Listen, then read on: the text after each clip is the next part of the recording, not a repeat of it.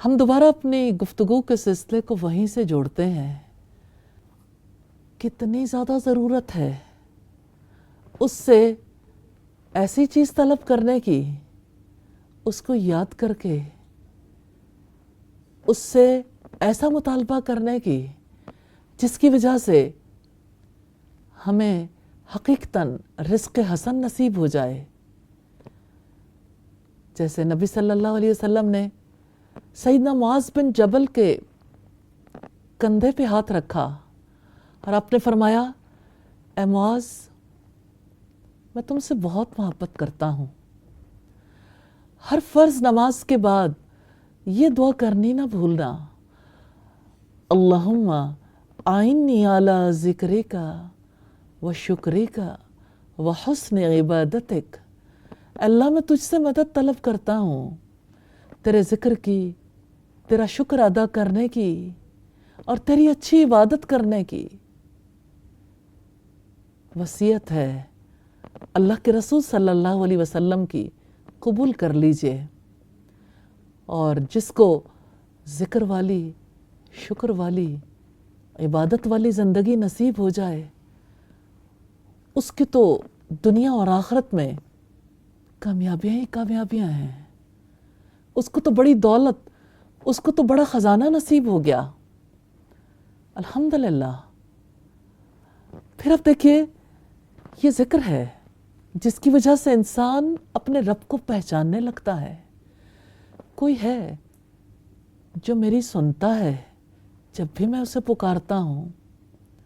جیسا کہ رب العزت نے فرمایا، وَإِذَا سَأَلَكَ عِبَادِي عَنِّي فَإِنِّي قَرِيب. جب میرے بندے آپ سے میرے بارے میں سوال کریں تو آپ انہیں بتا دو میں ان کے قریب ہوں.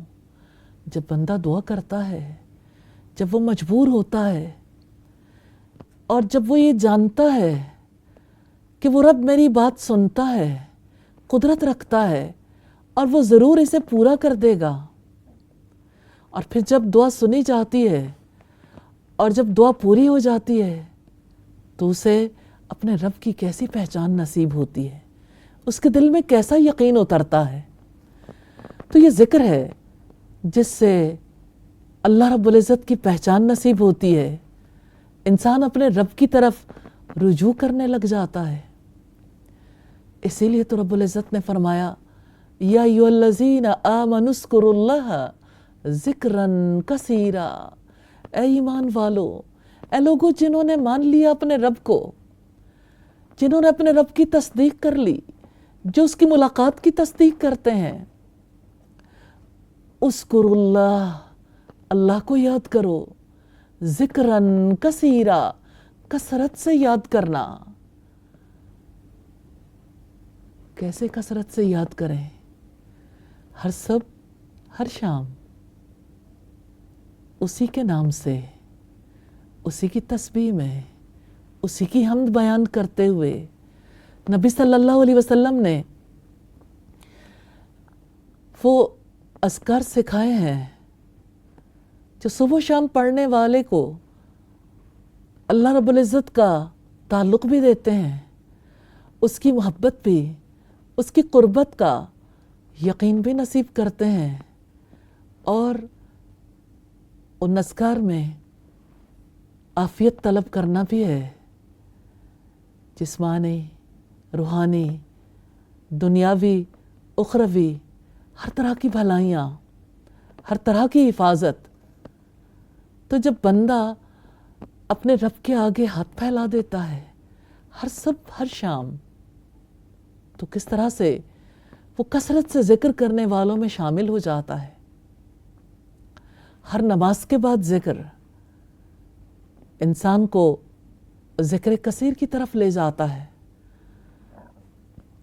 پھر ہر صبح اسی کے نام سے بیدار ہونا، ہر رات اسی کے نام سے سونا، کھانے سے پہلے، کھانے کے بعد، ہر کام کو شروع کرنے سے پہلے، ہر کام کے بعد. اور مسلمان کی زندگی تو ذکر بھری زندگی ہے. اس نے تو ہر موقع پر اپنے ربی کو یاد کرنا ہے.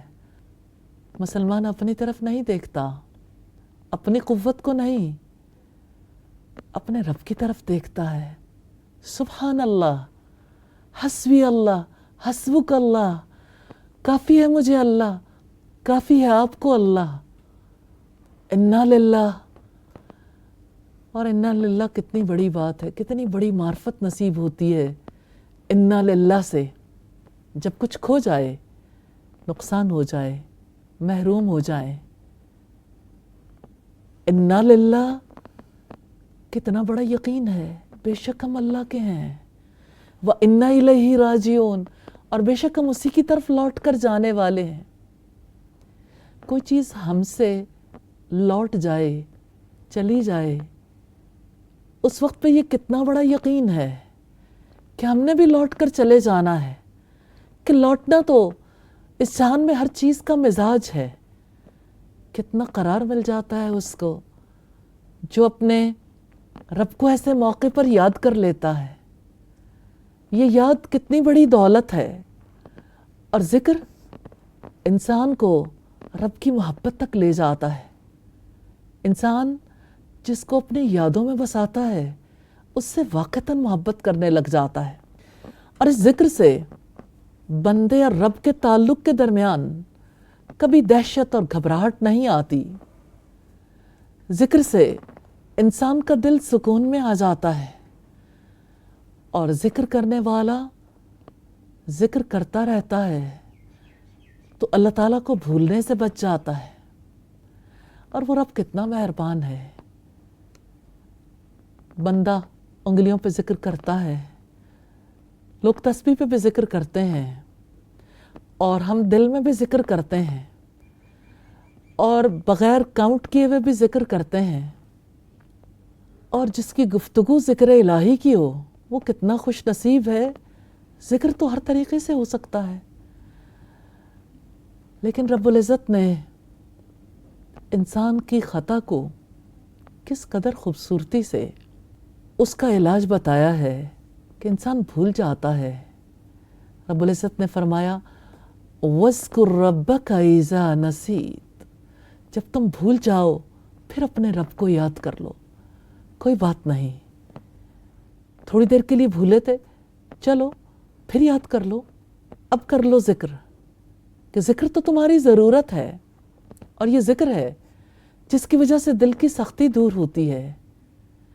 یہ ذکر ہے جو رب کو راضی کر دیتا ہے، اور رب کی رضا کے لیے رب کو یاد کرنے والا کیسے کیسے طریقے اختیار کرتا ہے۔ نماز بھی تو ذکر ہے، قرآن بھی تو ذکر ہے، جیسا کہ رب العزت نے فرمایا اِنَّا نَحْنُ نَزَّلْنَا الذِّكْرَ وَإِنَّا لَهُ لَحَافِظُونَ، بے شک ہم نے اس ذکر کو نازل کیا اور ہم ہی اس کی حفاظت کرنے والے ہیں۔ اور یہ ذکر انسان کے دل کو کتنا اطمینان دیتا ہے۔ الا بذکر اللہ تطمئن القلوب، سن لو اللہ کی یاد میں دلوں کا اطمینان ہے، اور ذکر کرنے والا اللہ کی حفاظت میں ہوتا ہے، اللہ سبحانہ و تعالیٰ کی معیت میں ہوتا ہے۔ ذکر الہی کا یہ سلسلہ جاری رہے گا چھوٹی سی بریک کے بعد۔